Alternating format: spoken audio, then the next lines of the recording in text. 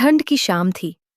चारों तरफ गहरा कोहरा छाया हुआ था, इतना कि घर से कुछ कदम दूर खड़ा इंसान भी धुंधला दिखे।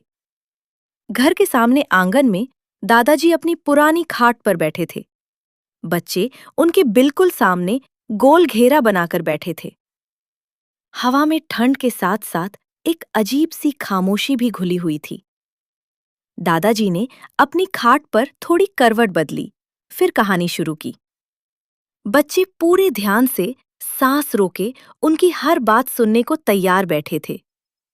धीमी भारी आवाज में दादाजी बोले, थोड़ा दूर चलते चलते रामलाल को दूर एक रोशनी दिखाई देती है।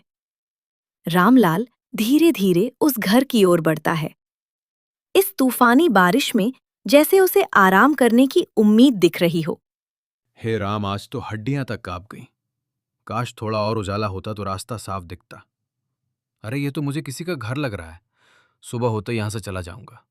रामलाल घर के बाहर खड़ा होकर सोच में पड़ जाता है, पर फिर वो आखिरकार अंदर जाने का फैसला कर ही लेता है। कोई है घर में? कोई है? मदद चाहिए? तभी अंदर से काली साड़ी पहने एक बुजुर्ग औरत दरवाजे पर खड़ी हो जाती है। अरे बेटा, इतनी तूफानी रात को तुम यहाँ इस वीराने जंगल में कहाँ रास्ता भटक गए? अरे अम्मा, मैं रामलाल हूं। अगर एक रात मुझे यहां रुकने की इजाजत मिल जाती तो सुबह होते ही चला जाऊंगा। अंदर आ जाओ मुसाफिर। रामलाल और वो बुजुर्ग औरत कमरे में आकर बैठ जाते हैं। रामलाल की नजरें कमरे के इधर उधर घूम रही थीं। अम्मा, आप यहाँ इस वीरान जंगल में अकेली रहती हो? क्या आपको डर नहीं लगता? क्या करे बाबू, मजबूरी इंसान से क्या नहीं करवाती। उनकी ये बात सुनकर रामलाल के चेहरे पर एक तरह की उदासी छा जाती है। बेटी? आपकी बेटी भी है? वो यहाँ नहीं है क्या? वो बेटा, वो दूसरे कमरे में सो रही है। अगर भूख लगी हो तो कुछ खाने को ला दूं? नहीं नहीं, शुक्रिया। कोई जरूरत हुई तो मैं बुला लूंगा। वो बुजुर्ग औरत वहां से चली जाती है। रामलाल बिस्तर पर लेट जाता है और सोने की कोशिश करता है।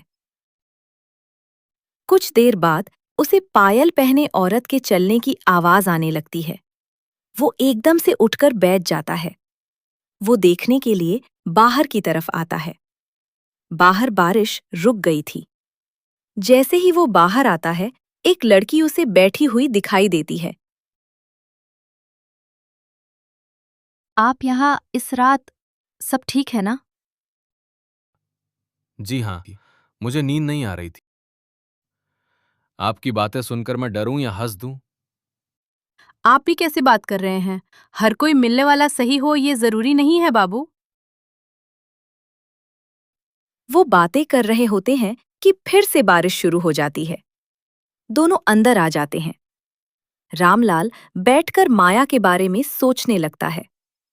रामलाल इतनी गहरी नींद में सोया था कि दिन कब हो गया पता ही नहीं चला। अरे ये क्या, दिन भी हो गया। माया जी से मिलकर चलता हूं। गांव पहुंचने की जल्दी में रामलाल ने रुकने के बजाय सीधे रास्ता पकड़ लिया। सुबह का मौसम था, हवा चल रही थी। बारिश के बाद जंगली रास्ता हरा भरा मनमोहक लग रहा था। अचानक उसकी नजर सामने पड़ी। रास्ते के किनारे वहीं खड़ी थी माया। उसकी आंखों से आंसू बह रहे थे। अरे माया जी, आप यहां रो क्यों रही हैं आप? क्या हुआ माया जी? ये हाल कैसे हो गया आपका? नहीं, कुछ भी ठीक नहीं है। मैं किसी तरह जान बचाकर भागी हूं। वो शेर अम्मा को अपने साथ ले गया। नहीं माया जी, खुद को अकेला मत समझिए। अगर आपको मंजूर हो तो मेरे साथ चलिए। क्या? सच में आप मुझे अपने साथ ले जाएंगे? मैं भी आपके साथ जाने के लिए ही आई हूं। मैं भी यही चाहता हूं माया जी। जिंदगी फिर से मुस्कुरा उठे। रामलाल माया की बात मानता है और माया उसके साथ बैलगाड़ी में बैठ जाती है। दोनों अब जंगल के रास्ते से होकर गांव की ओर चल पड़ते हैं। सफर करते करते फिर से शाम ढलने लगी थी। रामलाल गांव की चौपाल की ओर बढ़ा। तभी एकदम से बारिश फिर से शुरू हो जाती है। अरे रामलाल, तू 2 दिन कहाँ लगा कर आया रे? और ये लड़की कौन है तेरे साथ? अरे सरपंच जी, ये माया जी है मेरी दोस्त। अच्छा अच्छा माया जी, हमारे गांव में आपका स्वागत है।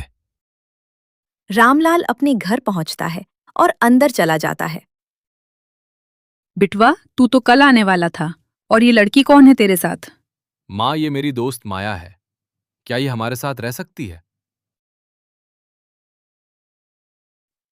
अच्छा बिटवा, सही किया तूने। जब रात ज्यादा गहरी हो जाती है तो रामलाल गहरी नींद में सोया होता है। एकदम से उसे फिर से पायल की आवाज सुनाई देती है। वो उठता है और बाहर जाकर देखने लगता है।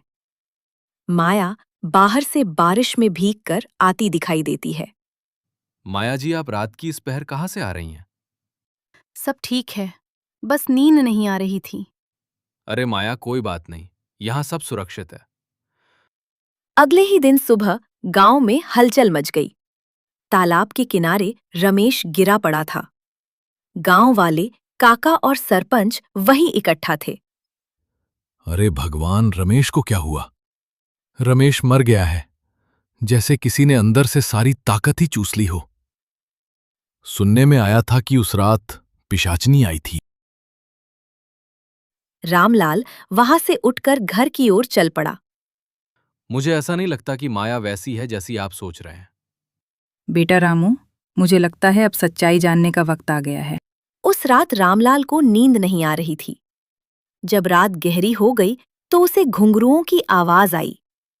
रामलाल चुपचाप माया के पीछे पीछे चलने लगा।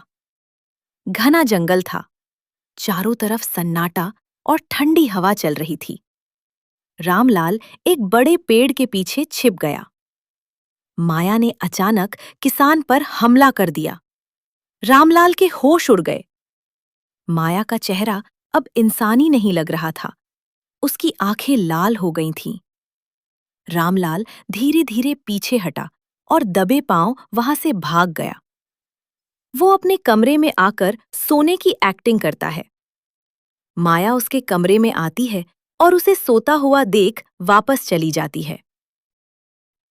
अगले दिन रामलाल काका और सरपंच को सारी बात बताता है। फिर योजना बनाई जाती है कि मंदिर जाकर प्रार्थना की जाए। रामलाल काली माता के मंदिर जाता है और प्रार्थना करता है। हे काली माँ, हमारी रक्षा कीजिए। ओम क्रीम कालिकाय नमः, रक्षस्व माम सर्वतः। प्रार्थना स्वीकार कर माँ काली प्रकट होती हैं। माया अपने असली रूप में आ जाती है। तो तू रोकेगा मुझे? मुझे आज तक रोकने वाले मरे गए। ये मंत्र पढ़ना बंद कर रामलाल। मेरे सामने तुम्हारा सच आ गया है माया। अच्छा यही रहेगा कि तुम यहां से चली जाओ। मैं वापस आऊंगी, याद रखना। कहानी खत्म होते ही आंगन में भारी सन्नाटा छा जाता है। कोहरा अब इतना घना हो गया था कि लालटेन की रोशनी भी उसमें गुम हो रही थी। बच्चे झटपट कमरे की ओर भाग गए। दादाजी अंधेरे में अकेले बैठे कोहरे की ओर देखते रहे।